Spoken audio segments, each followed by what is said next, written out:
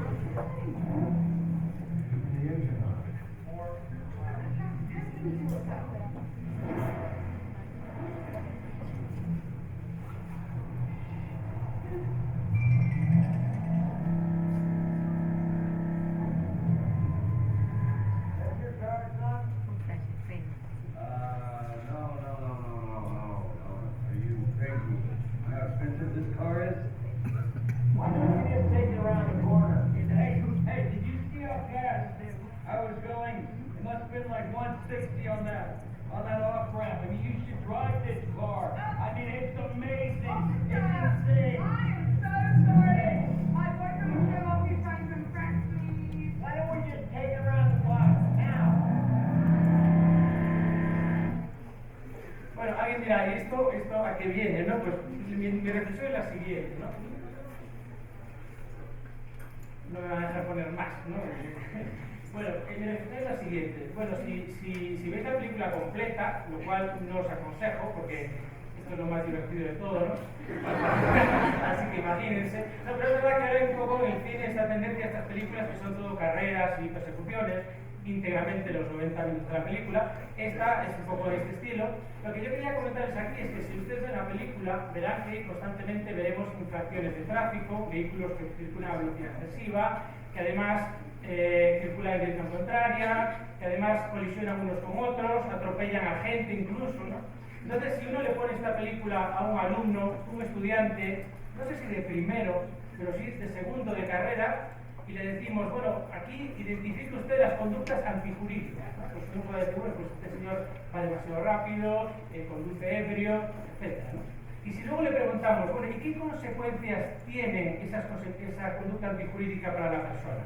Bueno, pues yo le digo que, sin ir más allá de un estudiante de segunda de carrera, nos podrá decir que por un lado está la responsabilidad administrativa o penal, dependiendo de la gravedad de la conducta, que se traduce en una imposición de una multa o de una consecuencia penal, la más grave, la privación de libertad, y distinguirá esas consecuencias de otras, que es la responsabilidad civil, que significa la indemnización de los perjuicios que se causan por esa conducta antijurídica a los terceros, ¿no? Entonces esto es algo elemental. Cualquier estudiante, incluso uno malillo de segundo, nos dirá que hacer esas cosas que vemos durante 90 minutos en la película tiene esas consecuencias, ¿no?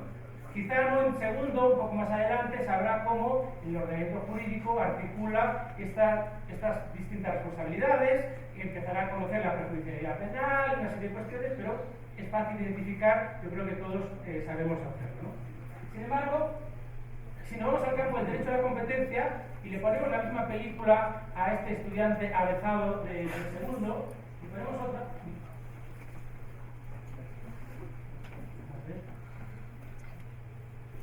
Por ejemplo,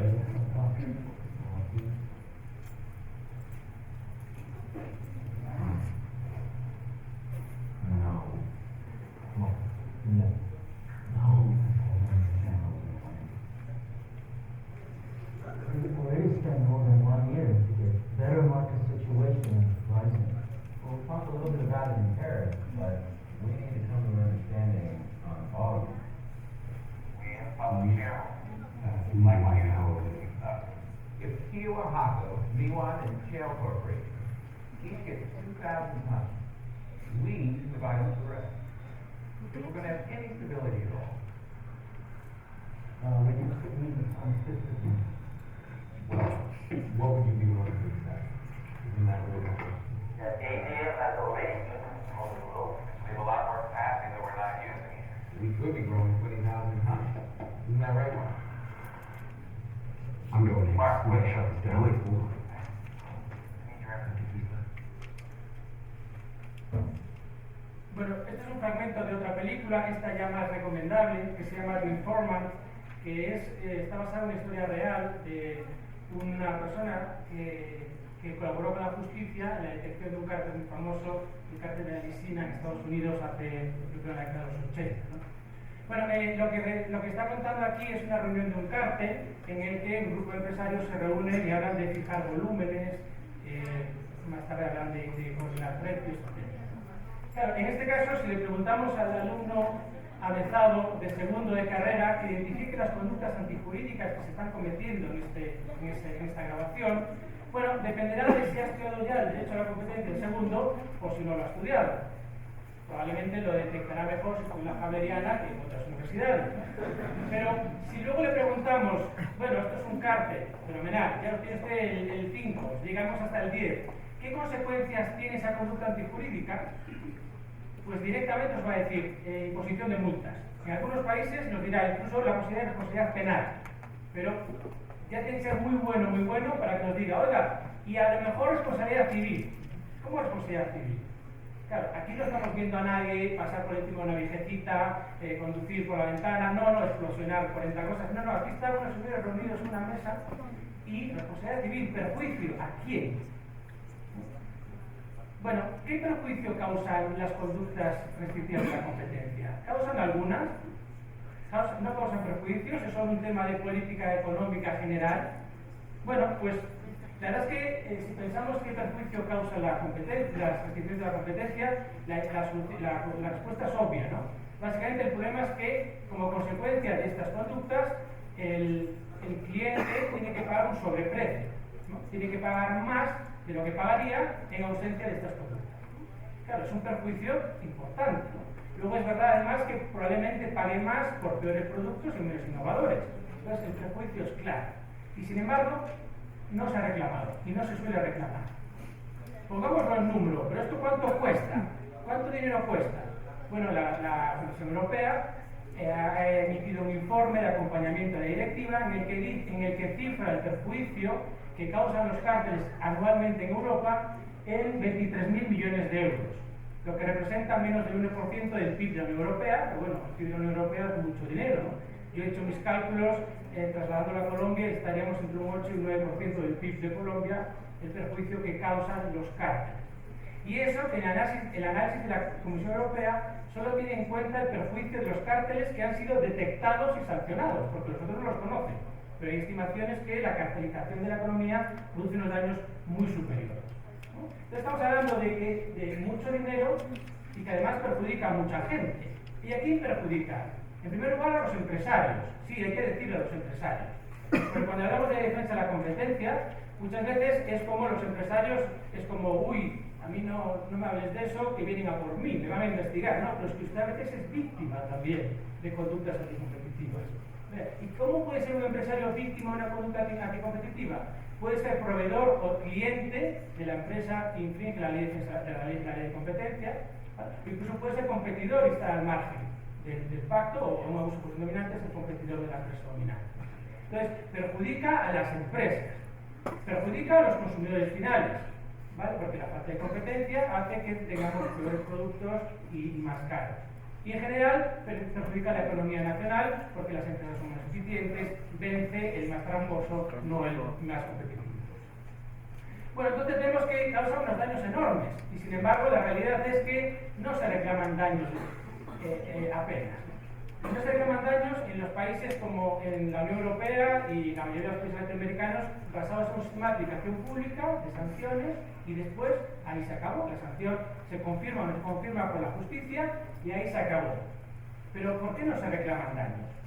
Si hablamos de mucho dinero, ¿por qué no se reclaman daños? Bueno, pues según la Comisión Europea existen fundamentalmente dos razones por las que no hay más acciones de daños y perjuicios por la infracción del derecho a la competencia. Por un lado, hay un problema de que con frecuencia el perjuicio individual que sufre el perjudicado es pequeño, si bien el perjuicio global es enorme, porque si sumamos muchos perjudicados, el perjuicio puede ser enorme.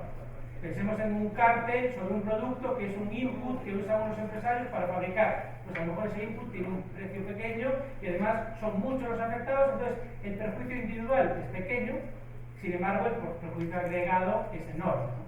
Entonces, esta circunstancia determina que haya pocos incentivos para reclamar daños y perjuicios. Podría meter yo un litigio carísimo y costosísimo total para cobrar ¿qué? De hecho, según la Comisión Europea, si uno analiza la realidad de las reclamaciones de daños en la actualidad, casi todas las demandas son presentadas por grandes empresas. Las pymes, pequeñas y medianas empresas, y sobre todo los consumidores, no suelen reclamar daños y perjuicios. ¿Por qué? Porque el perjuicio es pequeño y sinceramente no tienen incentivos para reclamar.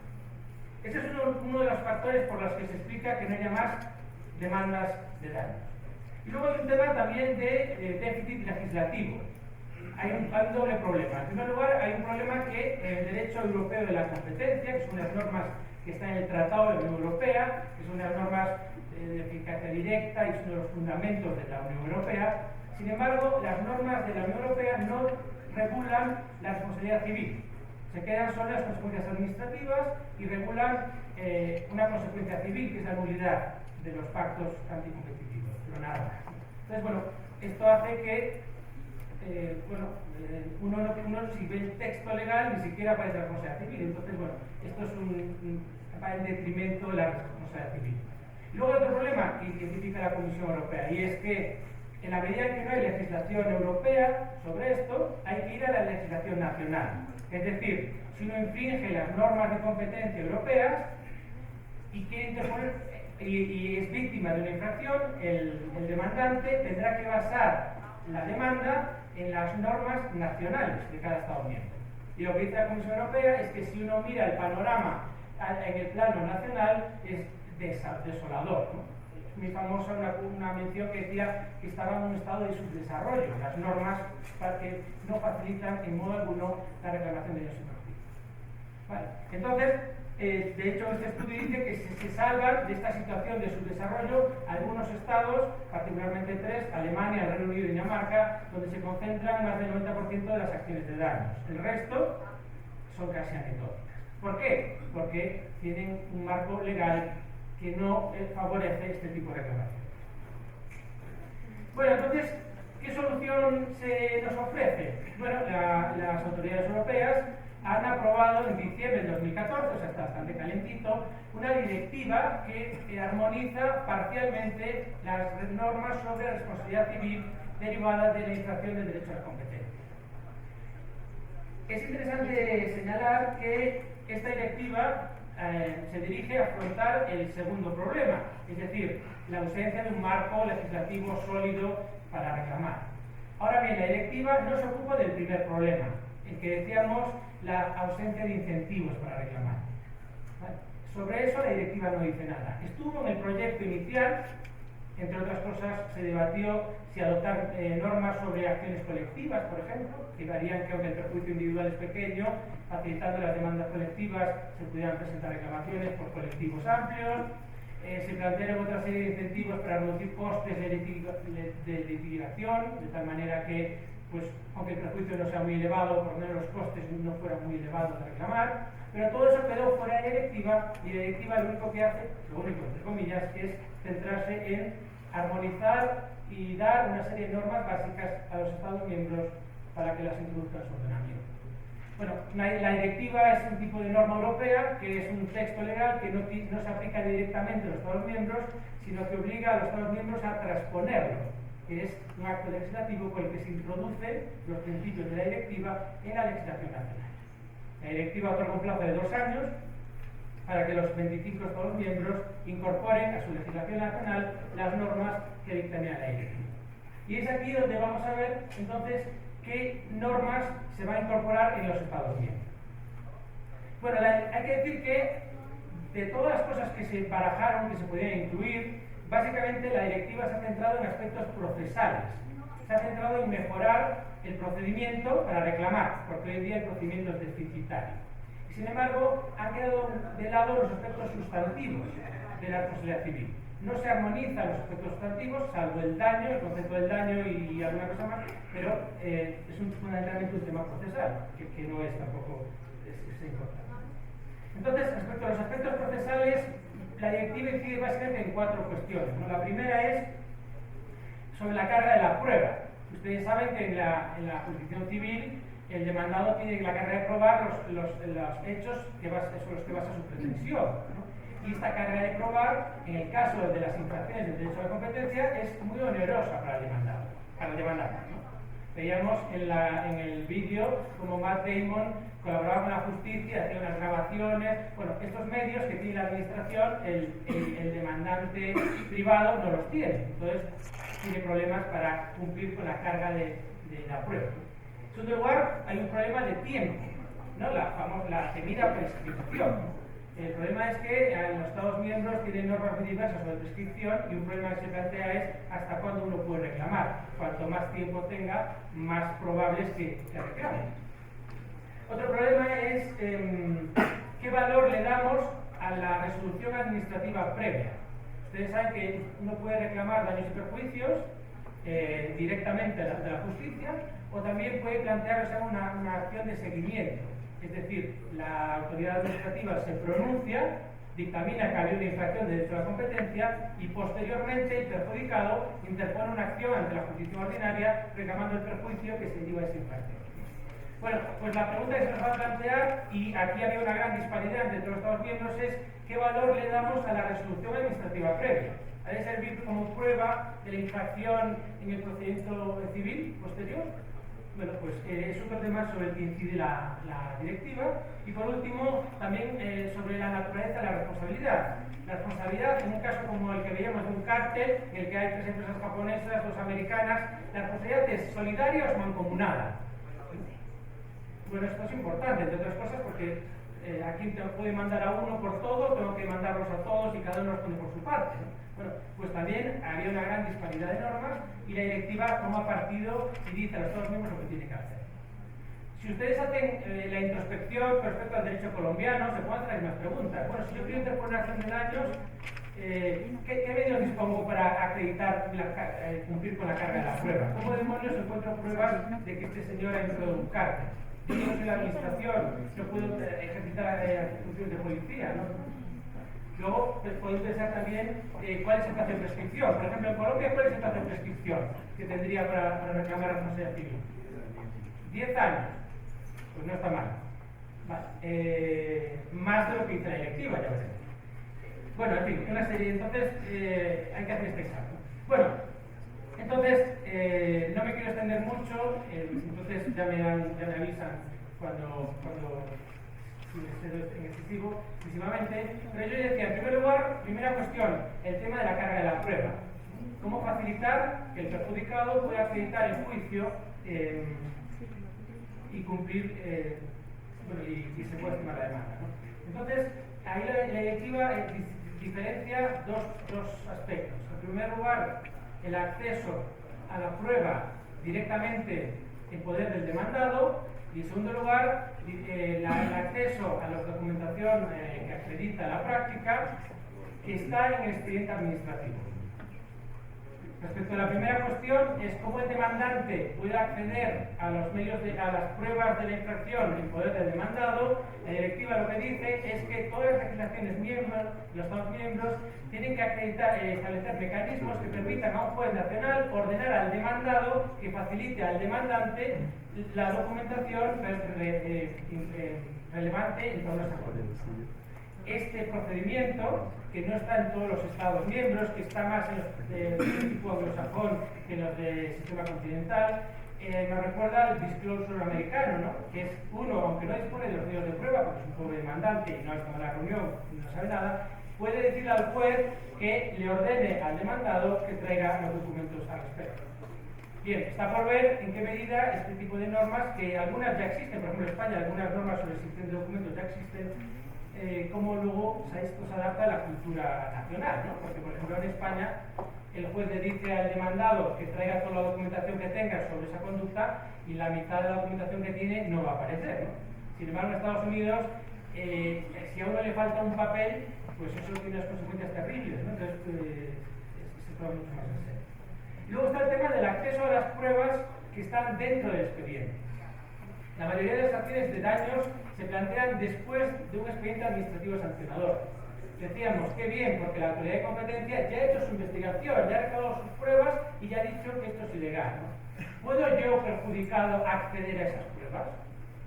Bueno, esto plantea varios problemas, pero lo que dice la directiva es que durante la tramitación del expediente no se puede acceder a las pruebas, una vez concluido, sí. Eso sí, en todo momento se podrá acceder a las pruebas preexistentes, es decir, a los documentos que ya había antes.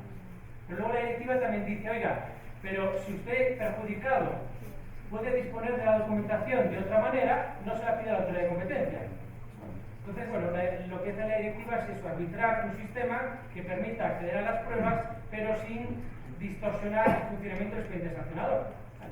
Y otra cosa que hace la directiva es establecer un límite al acceso a los documentos en el caso del delator, el que participa en un programa de crimen. De ese aspecto ya se hablará más adelante. Bueno, en segundo lugar, la directiva también alude a los plazos de prescripción. En Europa existe una gran diversidad de plazos de prescripción y lo que dice la directiva es que, como mínimo, hay que establecer un plazo de prescripción de 5 años. ¿Vale? Desde que se puso fin a la infracción y el perjudicado tuvo conocimiento o pudo conocer de los hechos más relevantes de la misma. Y en el caso de España esto supone un cambio importante porque para nosotros el plazo era de 1 año y se va a extender hasta 5. Y además también es generosa en cuanto a qué circunstancias interrumpe la prescripción. Ustedes saben que si la prescripción se interrumpe, no sigue computando el plazo. Y dice la directiva que la actuación de la autoridad administrativa aunque no sea un acto formal, la mera labor de investigación interrumpe la prescripción. Por ejemplo, si está en un procedimiento en fase de investigación de información reservada, aunque no haya un acto administrativo expreso, se está interrumpiendo la prescripción. Y luego además dice la directiva, y no se volverá a reanudar la prescripción hasta transcurrido un año desde que la resolución administrativa sea firme, lo cual hace que los plazos de prescripción se extiendan mucho porque se abre una investigación, las empresas generalmente dan por terminada la conducta, se instruye el expediente, se impone una sanción, se recurre por las partes en primera instancia, en segunda instancia, y una vez que es firme todavía tenemos un año más de plazo para decidir si queremos o no interponer la sanción. Y esto desde luego aumenta o facilita la interposición de este tipo de demandas. Luego, les decía otro problema, vale, mejor cuando hay un procedimiento administrativo previo, porque ya hay una autoridad que ha dicho que ha habido esta conducta y que esa conducta es ilegal y encima las ha sancionado. Bien, ¿qué valor le damos a esa resolución administrativa previa? Esa resolución administrativa previa ha de ser vinculante para los órganos jurisdiccionales. A nivel europeo, las decisiones de la Comisión Europea ya eran vinculantes para los tribunales nacionales, desde el Reglamento 1/2003. Entonces, las decisiones de la Comisión Europea eran vinculantes para los tribunales nacionales, incluso aunque no fuesen firmes. Cuidado, porque la Comisión Europea es un órgano administrativo y lo que se justificaba porque el control de legalidad de sus actos lo hacen los tribunales europeos, no los nacionales. Pues bien, lo que hace la directiva es extiende este efecto vinculante a las decisiones de las autoridades nacionales respecto a los tribunales de ese Estado miembro, y solo lo que atañe a la existencia de la infracción. Por ejemplo, si la autoridad administrativa en el ámbito del expediente sancionador dice que esa conducta ha provocado determinados daños, esa valoración de los daños que puede hacer la autoridad administrativa no es vinculante para el órgano jurisdiccional, pero sí la existencia de la infracción. ¿Vale? Entonces, bueno, esto ayuda a que no tengas que volver a litigar sobre esta cuestión. Vale. En cambio, si la decisión es de una autoridad de competencia de otro Estado miembro, solo es principio de prueba, pero no es vinculante. Y luego otro tema que es interesante es el tema de la responsabilidad. ¿Cómo debe ser la responsabilidad de los miembros del cártel? ¿Mancomunada o solidaria? ¿Vale? ¿Tengo que demandarlos a todos por su respectiva participación, cuota de participación? ¿O puedo demandar a uno por el total del perjuicio y luego entre ellos que arreglen? Bueno, pues la directiva en ese sentido también es pro demanda y lo que dice es que la responsabilidad es siempre solidaria. ¿Vale? Con dos excepciones. Una, en el caso de las pequeñas y medianas empresas, ¿vale? Pensando en que un cártel de muchos miembros en el que participa alguno pequeño, si este pequeño tiene que responder por los daños causados, pues a lo mejor se va del mercado, entonces hay una serie de excepciones. Y otra, en el caso de los solicitantes de clemencia. Vale. Ahora bien, esto es importante porque esto es un aspecto que está en el proyecto de ley en Colombia. El proyecto de ley en Colombia dice que el solicitante de clemencia, el que haya obtenido clemencia, el delator, la responsabilidad, en caso de que se le demande posteriormente por ellos perjuicio, la responsabilidad será mancomunada. Vale. La directiva europea no toma este camino. La directiva europea lo que dice es que la responsabilidad del clemente, del delator, será solidaria respecto de sus clientes directos e indirectos y solo mancomunada respecto del resto de las empresas. ¿Quién es este resto? Pues los clientes que no son suyos, sino que son clientes de otros miembros del cártel. Vale. Entonces, bueno, es una postura bastante más pro reclamación de daños que la de Colombia o que la que está en el proyecto ahora mismo, que es solo responsabilidad mancomunada en cualquier caso. Bueno, pues estos son un poco los cuatro grandes aspectos que se han introducido en la directiva y que van a obligar a reformar las leyes nacionales. Y luego está el tema sustantivo, en el que decíamos que la directiva es menos ambiciosa porque los aspectos sustantivos de toda demanda de daños, proceso civil, solo inciden uno de ellos, que es la cuestión del daño.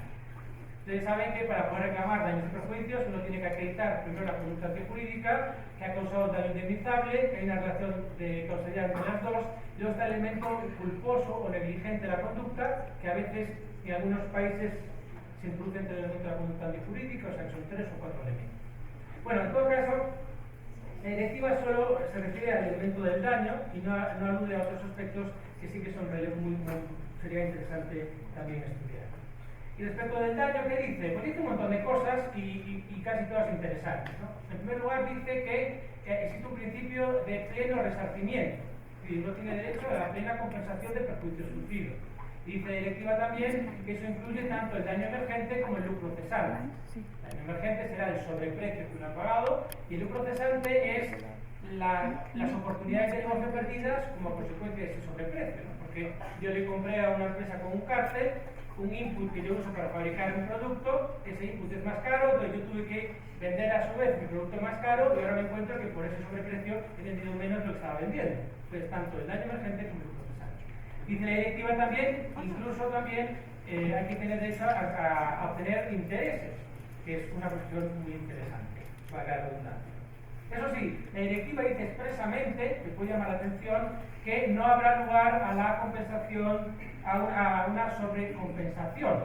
Y esta expresión lo que está diciendo es que no ha lugar a figuras como los daños punitivos, es decir, que se pueda reclamar más del daño efectivamente sufrido. Bueno, luego la directiva establece una presunción de que los cárteles, no así el abuso predominante, causan daño. Esto es interesante porque en una demanda se ha visto de todo y se ha visto casos, o sea, en la justicia española, por ir más lejos, en los que el juez dictamina que ha habido una infracción del derecho a competencia, que ha causado un daño, que es una clase de causalidad, y sin embargo luego no indemniza. Vale. No hay indemnización porque no la pudo calcular. Bueno, pues la directiva dice que se presume que genera un daño. Lo difícil va a ser ver en el futuro qué valor se da esa presunción, ¿no? Porque bueno, se presume que causa un daño, pero ¿cuánto? Luego la directiva también se mete con una cuestión que se ha analizado ya, bueno, que ha analizado un compañero suyo, por la cual le dieron el premio, que es la repercusión de los costes indirectos, el tema del passing on, que es un tema relativamente complejo.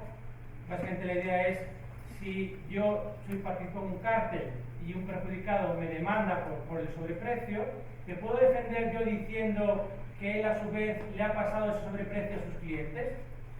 Vamos, yo digo, oiga, usted no me demanda a mí, yo no le causo ningún daño.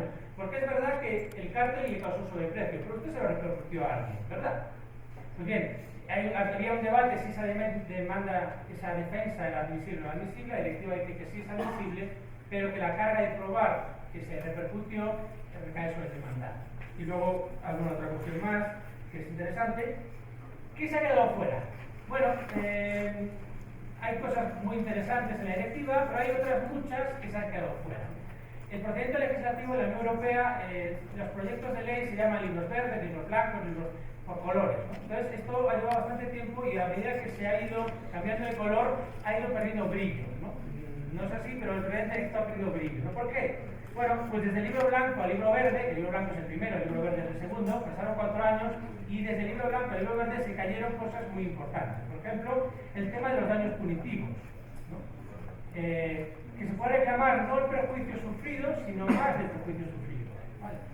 En la directiva, bueno, se llegó a la conclusión de que no, pero bueno, esto era interesante porque si decimos que el perjuicio individual es pequeño, aunque el perjuicio agregado sobre el mercado es grande, pues si quieres incentivar ese tipo de reclamaciones, permite al que sufra un perjuicio relativamente pequeño que lo doble o lo triplique, ya tendrá más incentivos para reclamar. Pero preferimos no incorporarlo. Luego está el tema de las reclamaciones colectivas, también para este primer problema que decíamos. Si tú quieres que haya más demandas de daños, facilita la agrupación de demandantes, que se presenten demandas colectivas.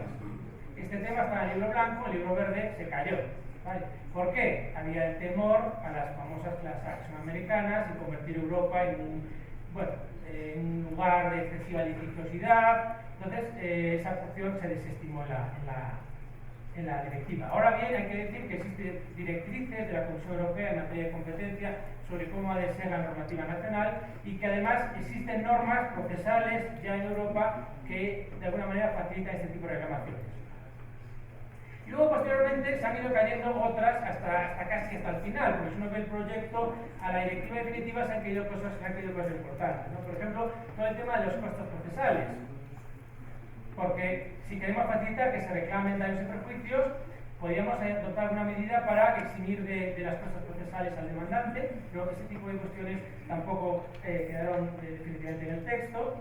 También está el tema de los intereses, vale, si yo sufro un perjuicio, me tienen que indemnizar, y al valor actualizado al momento que voy a cobrar, no al valor que tenía antes, los intereses. ¿Los intereses desde cuándo?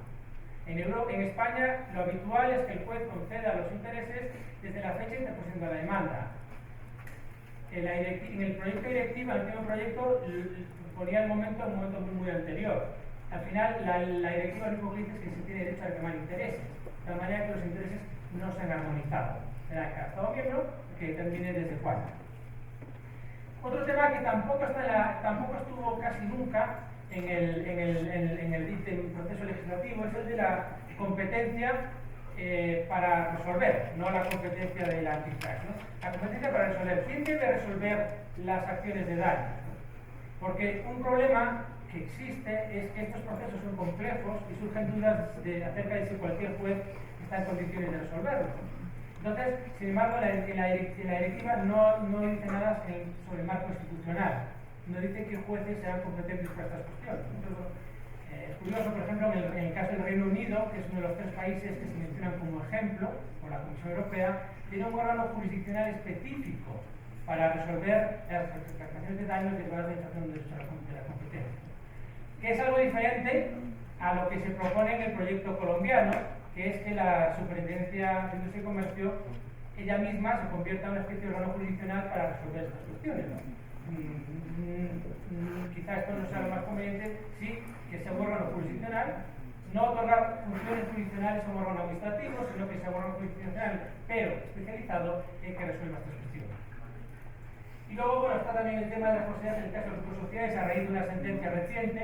El XXX no es que esta sentencia sea porno, o perdón, es porque es el tipo de rata que se volvió con la fecha que no es 2014. ¿No? Lo he visto ahora y digo, ¿esto qué es? ¿No? Yo he entendido el link esto, ¿no? Bueno, entonces, ya para terminar, bueno, ¿y qué va a pasar? Bueno, la directiva, les decía, no se aplica directamente a los Estados miembros, sino que obliga a transponerla, obliga a incorporar estos principios a las legislaciones nacionales. Hay un plazo de 2 años, así que en los próximos 2 años casi todos los mercantilistas españoles y todos los Estados miembros discutiremos cómo transponer esos principios a la legislación nacional, lo cual obligará a modificar la ley de la competencia, pero también la ley de objeto civil. Hay una serie de cuestiones que van a ser importantes y que afectan a cuestiones básicas del proceso civil, ¿no? Bueno, es interesante, por ejemplo, que hay un proceso de prescripción diferente para las acciones de antitrust del resto de las acciones contractuales. Se va a plantear un montón de cuestiones, vamos a tener mucho trabajo y lo vamos a pasar bien. Al margen de eso, hay países que tendrán que hacer más cambios, países que tendrán que hacer menos cambios, ¿no? Los que son el modelo actual, pues el Reino Unido cambiará pocas cosas, son los que tenemos que trabajar más y hay otros que incluso tendrán que hacer más cosas. Lo que parece que está todo el mundo de acuerdo es que la directiva va a favorecer que se presenten más reclamaciones de daños y es el objetivo que se pretende y está por ver cuánto las aumentará, ¿no? Pero parece que el consenso es este. Luego hay otro tema también otra conclusión que se puede establecer y es que probablemente haya más incentivos por la terminación convencional, ¿no? Lo que llaman aquí las garantías, ¿no? Porque ustedes saben que el procedimiento administrativo y también el procedimiento jurisdiccional se puede terminar por sentencia o por acuerdo entre las partes. Y claro, con esa presunción de que los cárteles causan daño, pues es lógico pensar que si uno ha sido una asunción administrativa que dice que usted ha participado en un cártel y luego alguien te demanda por los prejuicios, pues tú ya sabes que algo vas a tener que pagar, porque hay una presunción de que el cártel ha causado daños. Entonces eso probablemente es un incentivo para negociar una solución, ¿no? Y no como antes esperar a que el juez, pues como no lo sabía determinar, pues diga que al final no hay indemnización. Luego hay un tema de extraordinaria complejidad y es cómo va a afectar esto a las solicitudes de clemencia y también a los propios expedientes de interpretación convencional, ¿no? Sobre todo el tema de la clemencia, en qué medida que se incentive la responsabilidad civil, las reclamaciones de daños, puede perjudicar el funcionamiento del programa de clemencia, ¿no? Ya se han mencionado aquí los riesgos que esto genera. Pero sobre estas cuestiones no voy a pronunciar yo porque esta tarde tenemos la fortuna de que el profesor Luis Berenguer nos deleite con una conferencia en la que va a analizar la interacción entre la aplicación pública y la aplicación privada y las medidas que esta directiva se plantean para proteger el programa de clemencia y que la responsabilidad civil pues no erosione la aplicación pública. Y con esto termino. Muchas gracias por su atención.